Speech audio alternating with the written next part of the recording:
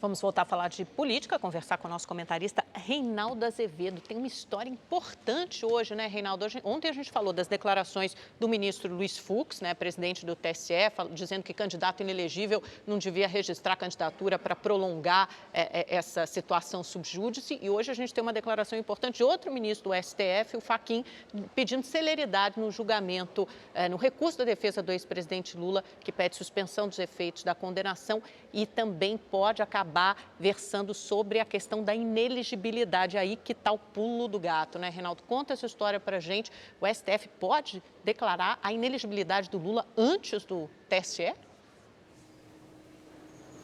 Boa noite, Amanda.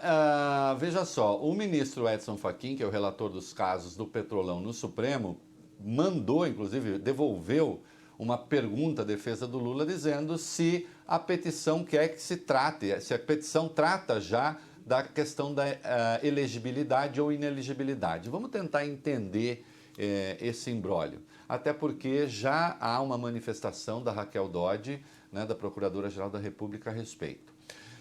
A defesa do Lula entrou em junho com 2 recursos no TRF4. Um recurso especial que era dirigido ao STJ, lá alegando uma questão processual irrelevante, e um recurso extraordinário, o recurso extraordinário é endereçado ao STF, alegando 2 coisas. A dosimetria da pena foi excessiva, lembrando que Lula foi condenado a 12 anos e 1 mês de cadeia pelo TRF4, ampliando a pena que tinha sido estabelecida pelo Sérgio Moro, que era de 9 anos e meio, e dizendo também que não há ato de ofício que ligue Lula às imputações criminais, isto é, não está provado que o presidente, ou então presidente, atuou para que aquelas coisas acontecessem. Bom, o TRF4, questão técnica, faz o chamado juízo de admissibilidade. É ele que decide se encaminha ou não esses recursos. Decidiu encaminhar o do STJ, decidiu que não encaminharia do STF. Cabe recorrer, cabe recurso à defesa. A defesa disse, não, eu insisto que eu quero que o STF examine essa questão. Aí não é mais o TRF que decide, aí quem decide é o próprio Supremo, né? Depois de o Edson Fachin se manifestar. Então, o Edson Fachin está dizendo, olha, eu tenho aqui um recurso da defesa do Lula que pede a suspensão da pena com base em 2 questões. Excesso de punição, né? Uma pena muito longa demais, e também a ausência de ato de ofício. Ele, relator, vai se manifestar e os demais ministros também.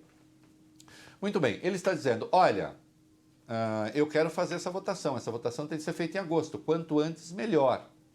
Note, se o STF recusar o recurso, né, o Lula continua preso. Portanto, não há suspensão de pena.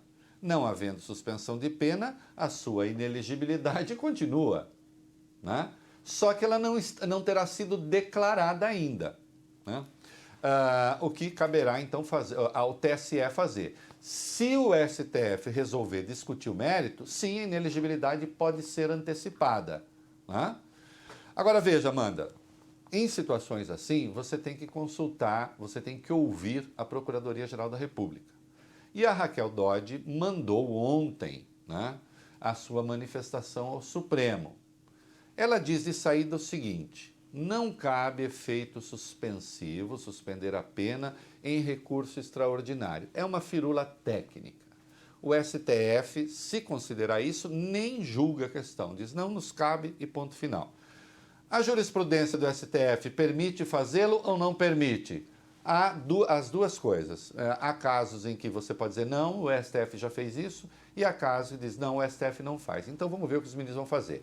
Caso o STF decida julgar o recurso, aí a Raquel Dodge então diz, não cabe falar em pena muito longa, porque, e aí a procuradora se atrapalha, a meu ver, porque, diz ela, a pena do Lula tem de ser exemplar, não é uma questão matemática. Observe, Amanda, quem lê, tem um link lá no meu blog, quem lê a manifestação da Raquel Dodge, vai ver que ela não discute se a pena foi adequada ou não.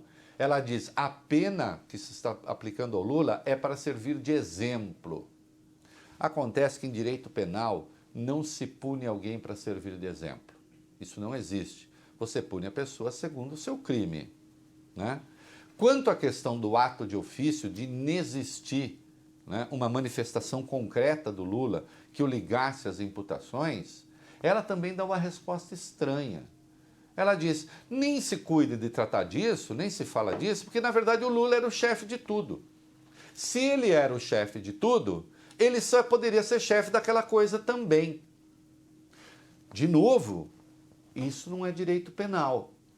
Não é? Uma empresa pode ser responsabilizada, pode pagar uma indenização por algo que um funcionário seu fez lesando terceiros.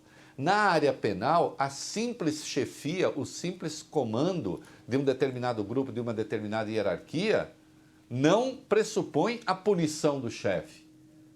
Não é? A chamada teoria do domínio do fato, é disso que estamos falando, não serve à área penal. A teoria do domínio do fato serve ao direito administrativo, serve quando você vai punir uma empresa, por isso ou por aquilo. Então, o que eu chamo a atenção aí é o seguinte, infelizmente, para o direito, né, a Raquel Dodge não soube explicar por que a pena do Lula tem de ser de 12 anos e 1 mês, e não soube explicar por que ele tem de ser condenado, embora não haja ato de ofício.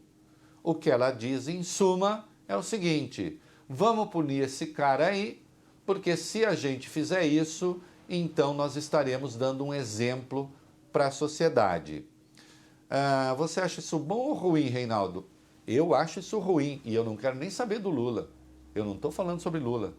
Eu acho isso ruim. Eu acho que a gente não pode ter um direito penal em que o juiz ignore o crime, para usar a pessoa como exemplo, né? E que diga, não, vamos punir essa pessoa aqui porque nós temos de dar uma satisfação à sociedade.